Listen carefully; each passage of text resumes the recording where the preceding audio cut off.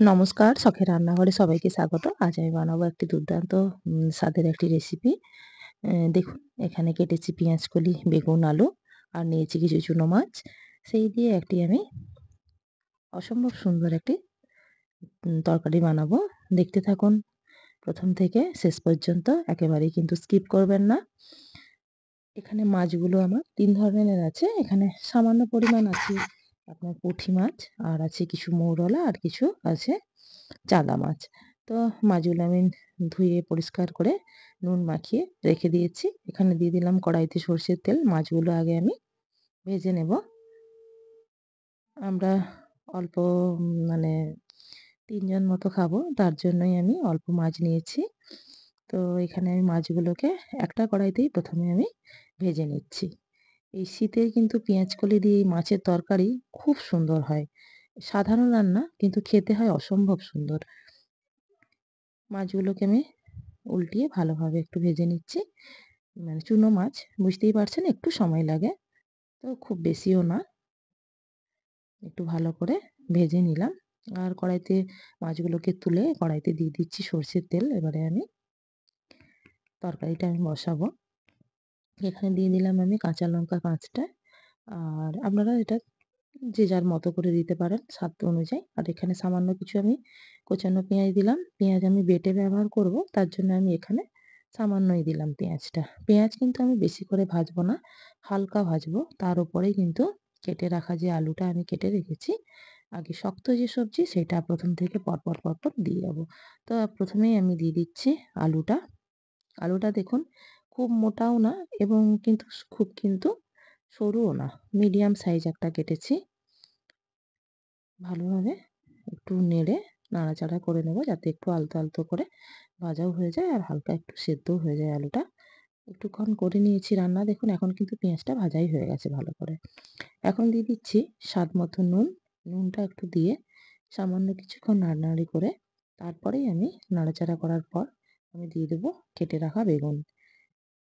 পরপর কিন্তু দিতে হবে। সব একসঙ্গে সব সবজি দিয়ে দিলে কিন্তু রান্নাটা ভালো হবে না, টেস্টও ভালো হবে না।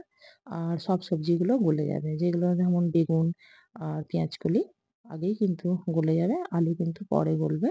তখন কি হবে, খেতে ভালো লাগবে না। তো এরপরে দিয়ে দিলাম সামান্য পরিমাণ হলুদ।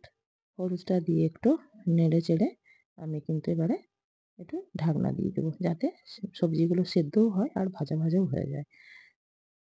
শীতে কিন্তু মানে খুব শীতের পেঁয়াজকলি মানে বুঝতেই পারছেন খুব মিষ্টি হয়। আর চুনো মাছটাও হয় খুব সুন্দর। শীতের যেকোনো মাছই হয় খুব মিষ্টি। আর দেখুন কথা বলতে ঢাকনা খুলে আমি একটু ভেজে নিলাম। এবারে দিয়ে দেবো পেঁয়াজকলি। পেঁয়াজকলিটা কিন্তু এই পরে যেমন ব্যবহার করেছি এভাবেই করবেন। আগে দিয়ে দিলে কিন্তু এটা কিন্তু ঘাঁটা হয়ে যাবে, ভালো লাগবে না খেতে। তো এখন আমি একটু পেঁয়াজকলিটা পরে দিলাম। দেখতেই পেয়েছেন বেগুন আলু কিন্তু প্রায় একদম ভাজা হয়ে গেছে। পেঁয়াজকলিটা দিয়ে আমি সামান্য কিছুক্ষণ চাপা দিয়ে রেখে দিয়েছি। এখন এখানে মিক্সির জারে আমি নিয়ে নিচ্ছি ২ চামচ সর্ষে। সর্ষেটা আমি ২ চামচ নিয়ে শুকনো একটু ঘুরিয়ে তাতে জল দিয়ে আমি একটা পেস্ট বানিয়ে নিচ্ছি। এখানে আমার কিন্তু দেখুন সবজিটা কিন্তু অত সুন্দরভাবে কষানো হচ্ছে। দেখতেই পাচ্ছেন পেঁয়াজকলি কিন্তু আস্ত আছে, বেগুনও আস্ত আছে আর সুন্দর কিন্তু রান্নাটা হচ্ছে। তো দেখুন একটু ঘুরিয়ে নিয়েছি শুকনো, তাতে একটু জল দিয়ে দিলাম। জলটা দিয়ে আরেকটু আমি ঘুরিয়ে তারপরে এতে আমি অ্যাড করব টমেটো আর কিছু কুচিয়ে রাখা পেঁয়াজ দিয়ে এটা একটা মিহি আমি পেস্ট বানিয়ে নেব। কারণ আমি আগে একটু পেঁয়াজ ব্যবহার করেছি, এখনও আমি দিয়ে দিচ্ছি একটু সামান্য পেঁয়াজ দিলে টেস্টটা হয় খুব সুন্দর। বাটা কিন্তু আমার হয়ে গেছে। এখানে চাপা দিয়ে কিছুক্ষণ আমি আরও কিছুক্ষণ রান্নাটা আমি করে নিলাম। দেখুন পেঁয়াজগুলি কিন্তু সেদ্ধ হয়ে গেছে, দেখেই বোঝা যাচ্ছে। কিন্তু খুব যে একদম ঘাঁটা তা কিন্তু হয়ইনি একেবারেই।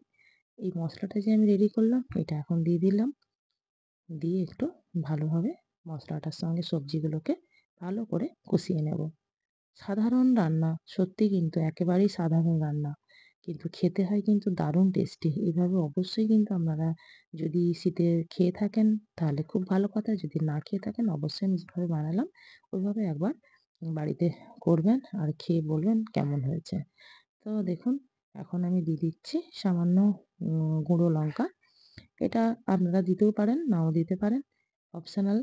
আমি একটু যাতে একটু সামান্য ঝাল হয় তার জন্যই আমি দিয়েছি। মসলাটা গুঁড়ো লঙ্কাটা দিয়ে ভালো করে একটু কষিয়ে নিচ্ছি আমি। এরপরে কষানো আমার হয়ে এসছে। এরপরে মিক্সিতে যে বাটিতে মসলা করেছিলাম তাতেই আমি ধুয়ে একটু জল দিয়ে দিচ্ছি। আর কিন্তু এখন কিন্তু আর চাপা দেব না। এরপরে এখানে পরিমাণ মতো আরেকটু আমি জল দিয়ে দেব। কারণ মসলার কাঁচা গন্ধটা তো তা না হলে কিন্তু ঠিকঠাক যাবে না। তো আমি আরেকটু সামান্য পরিমাণ জল দিয়ে দিলাম। যাতে মসলার কাঁচা গন্ধ যেটা সেটা ভালোভাবে চলে যায় এবং সেদ্ধটাও খুব সুন্দরভাবে হয়ে যায়। তো একটু সামান্য চাপা দেবো এরপর। তো দেখুন সুন্দরভাবে ফুটে গেছে। এখন আমি দিয়ে দিচ্ছি ভেজে রাখা সব মাছগুলো।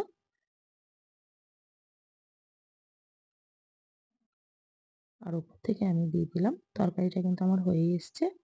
দিয়ে দিলাম আমি কিছুটা পরিমাণ ধনেপাতা কুচানো। তো এভাবে নাড়াচাড়া করে এবারে কিন্তু একেবারেই রেডি তরকারি। এবারে আমি কিন্তু একটা জায়গাতে নামিয়ে নেব। অবশ্যই কিন্তু আপনারা আমার এই রেসিপিটা দেখে কেমন লাগলো জানাবেন। আর ভালো লাগলে অবশ্যই লাইক, কমেন্ট, শেয়ার করবেন। আর নতুন বন্ধু হয়ে থাকলে আমার চ্যানেলটিকে অবশ্যই সাবস্ক্রাইব করে রাখবেন। নমস্কার।